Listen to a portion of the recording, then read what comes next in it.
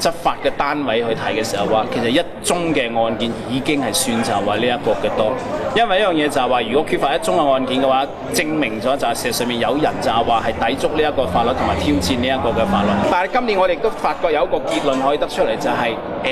參選組別個紀律方面嘅話咧，係值得呢一個嘅思考，因為發現到就話好多唔少嘅啲所謂違規嘅呢個行為嘅話咧，就係尤其是前線嘅助選嘅人員咧，佢冇遵守佢所屬組別嘅所定嗰啲紀律呢個規則，以為就係話作出一啲可能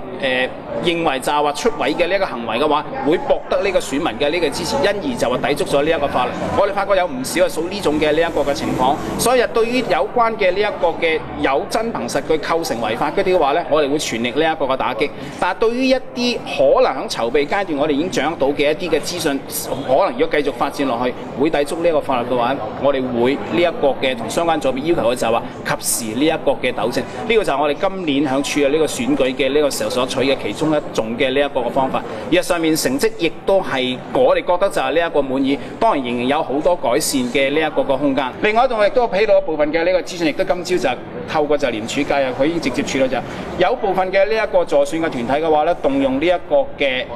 非本地嘅呢一個嘅居民，簡單嚟講就係話外勞響票站嘅附近進行就係話一啲嘅拉票嘅呢一個嘅行為。咁廉署今朝亦都就係話驅散咗部分人，亦都登記咗部分人嘅呢一個資料。咁有關嘅呢個人士亦都接受咗呢個勸喻，就及時避免咗就係話呢一個問題進一步去呢個惡化。咁其實呢度要講好似 N 咁多個例子講落去，但係我唔想花太多嘅呢一個時間。